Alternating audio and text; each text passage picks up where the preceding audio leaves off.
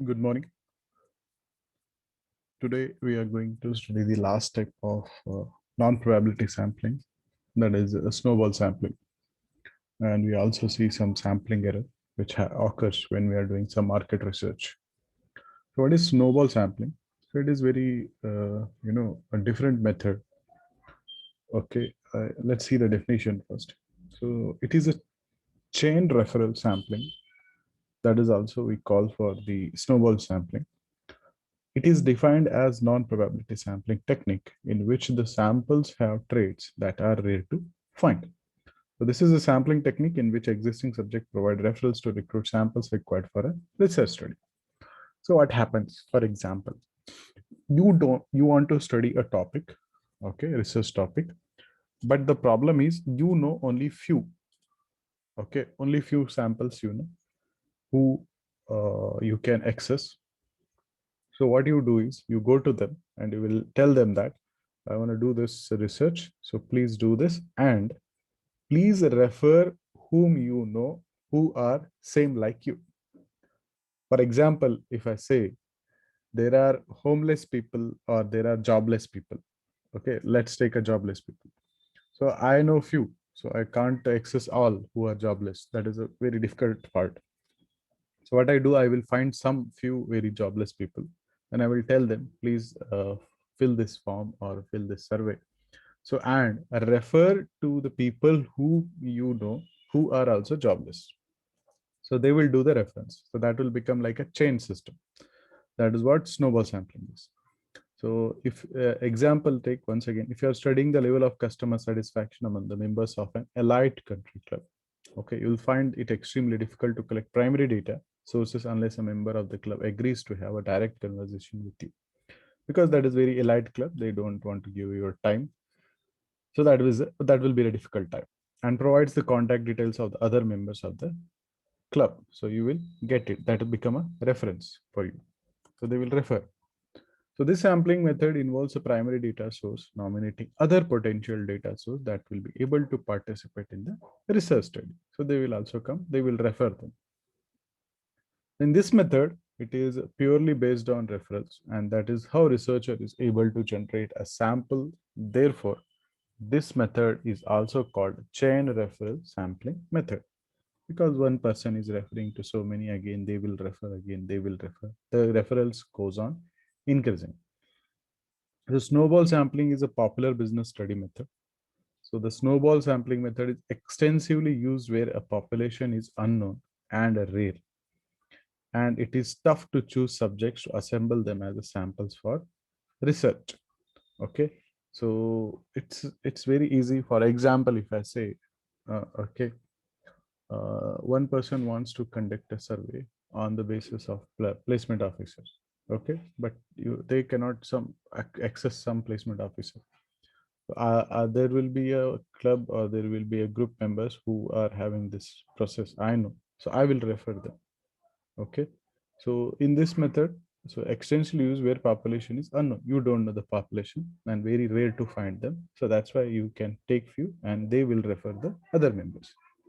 So this sampling technique can go on, just like a snowball increasing in size. Okay, I hope you understand what is snowball. Okay, so you might have seen in movies also if you're not visited there. So till the time a researcher has enough data to analyze to draw conclusive results that can help an organization to make informed decision also. So what are the different types of snowball sampling? First is linear snowball sampling. So this is the formation of a sample group starts with one individual subject providing information about just one other subject, and then the chain continues with only one referral from one subject. So this pattern is continued until enough number of subjects are available for the sample. So that is what linear snowball sampling. First, we are taking one person. Okay. So then he will start referring because with his reference, the chain start increasing in the numbers. Okay. So till it will continued till until the enough number of subjects are available. Second is exponential non-discriminative snowball sampling. So what happens in this type is the first subject is recruited and then he or she provides multiple referrals. Okay. So each new referral then provides more data for referral and so on until there is enough number of subject for the sample. So here she or he will be providing multiple, so many, you can say referrals. Okay. So, but in first one is, it is just 1 1 1 1 that goes on. Third is exponential discriminative snowball sampling. So in this technique, each subject gives multiple referrals. So, however, only one subject is recruited from each referral. The choice of new subject depends on the nature of the researcher of the study, what topic exactly he is going through, and how the process is following. Application where we do the snowball is, for example, it is used in the case that we told you that particular target, we don't know the target, don't have the list of target populations. Okay, for example, homeless people, there is immense pain involved in contacting members of target population, and victims of very rare diseases not available. Members of the target population are not inclined toward contributing due to social stigma attached to them: hate, crime, rape, or sexual abuse victims, sexuality abuse. So these are very, no one will come as openly and tell it. The confidentiality of the organization respondents work for CIA, FBI, terrorist organization. These are all like an application where it will be done most of the cases, but even you can use it for market research also. Who use medical practices? They use for searching for a very rare diseases. Okay, which disease is very less researched done on that. So for that they will go. If you see some example is progeria, porphyria, Alice in Wonderland syndrome, etc. These are all new survey diseases. So where survey research is done very less. Second is social research. So that what we follow, especially in the field of MBA. So it is field which requires as many as participant as possible, as it is a process where scientists learn about their target sample. So when social research is to be conducted in domains when where participants might not necessarily willing to contribute, such as homeless or the less fortunate people, that is another place which you can do. Cases of discord. So disputes such as an act of terrorism, violation of civil right, other similar situation. So the individuals involved many may oppose giving their statement for evidential purposes. So their researchers or management can use snowball sampling to filter out those people from a population who are most likely to have caused the situation or witness to the event to gather proof around them. So these are the places where the snowball sampling is used. Example, if I say no official list of names of the member available with us, so whom to go with, data is available, then we can go with this type of sampling method. Next is difficulty to locate the people. Okay, so there are rare disease people who we cannot locate them very directly. So here the researcher carry out the study, okay, similar in nature. First he start trying to get the primary data source, which is very challenging. So once he or she is identified, then they usually have information about more such similar individuals because they will be meeting together. So people who are not willing to be identified, okay, that what I told you in last. There are some opposed section of the society, so where for sexually abused or that type of people. So there it is not easy. They don't want to come up. So there you can go with this type of survey method. Secretiveness about their identity, they don't want to come up. Okay, there are people like very dangerous people, they don't want to give all this information about everyone. So there also you can go with the this type of people, hackers, extremists. Okay, uh, organizations. Advantages of snowball sampling: it's quicker to find samples. So referrals make it easy and quick to find subjects as they come from reliable sources. An additional task is saved for researchers. So this time can be used for conducting the study also. So you no need to spend time on referral. So one person will start giving the referrals. Cost effective because it goes on the basis of a referral method. So primary data you can easily collect it. Sample hesitant subject. So that is again the problem. So some people do not want to come forward and participate in research studies because they don't want to their identity to be exposed. So then this type of sampling will advantage side, because they will refer those people who are willing to give on that particular topic. Like HIV cases and all, there are very sensitive topic where they don't want to come up and they want to give the data. So there you can go with this type of studies. Disadvantages of snowball sampling: sampling bias and margin of error. Since people refer those whom they know and have similar traits, this sampling method can have potential sampling bias, margin of error. So this means a researcher might only be able to reach out small group of people, may not be able to complete the study with the conclusive result because huge population is not available. Second is lack of cooperation. So there are fair chances even after referrals, people might not be cooperative and refuse to participate in the research studies. That obviously happen because the topic which is chosen, and when we are choosing this method, snowball sampling, so that is the sensitive topic itself, because the sample is not available because they don't want to come up. So next is, what is sampling error? So whenever we do a sampling, obviously there will be an error. So what is error that is? So sampling error occur when the sample used in the study is not representative of the whole population.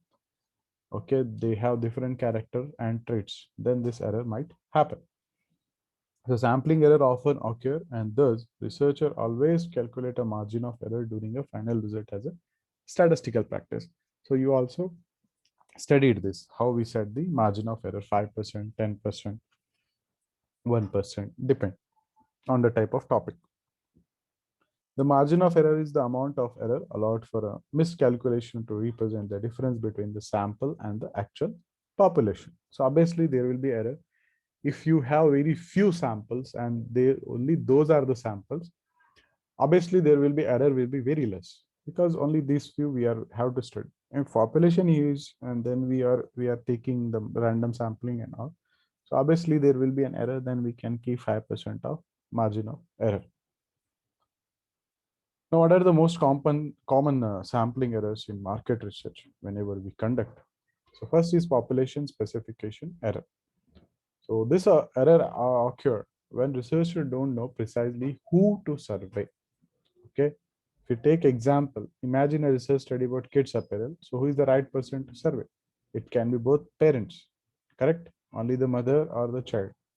The parents make purchase decision, but the kids may influence their choice. So what you have to look, obviously purchasing will be done by parents, but the matter of thing is selection will be totally dependent on the kid. What he chooses, that will be selected by the parents.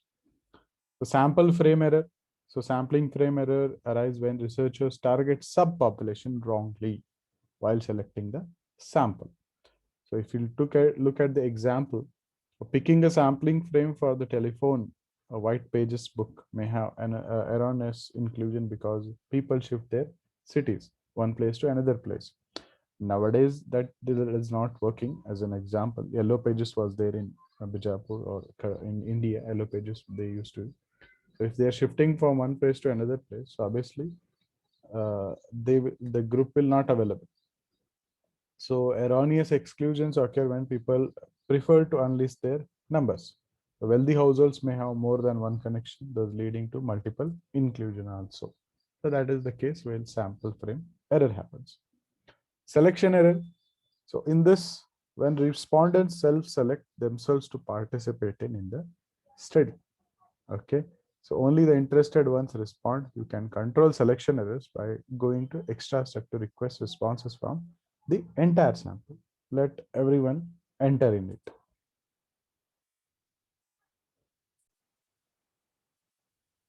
So they also try method like CATI survey and in-person interest to maximize the responses. So let's selection error means, so everyone should respond whatever survey we are doing. So only few people that will be the error that might create an error. Sampling errors occur due to the disparity in the representativeness of the respondents, whoever we are asking the sampling. So it majorly happens when the researcher does not plan his sample carefully. So these sampling errors can be controlled and eliminated by creating a careful sample design. So having a large enough sample to reflect the entire population, or using an online sample or survey audiences to collect the responses. So these are the errors what we face when we are doing the sampling method. Now, how to reduce this error? First, increase the sample size. The more the sample size, the more the accurate result that we have studied this. Divide the population into groups. So test group according to their size in the population instead of random sample. So if you look into example, if people of a specific demographic make up 20% of the population, so make sure that your study is made up of this variable. Third is know your population, most important thing. So study your population and understand demographic mix, know what demographics use your product and services, and ensure you only target the sample that matters. So these are the steps you can include in your sample whenever you are going for a sampling. So your errors will be reduced. So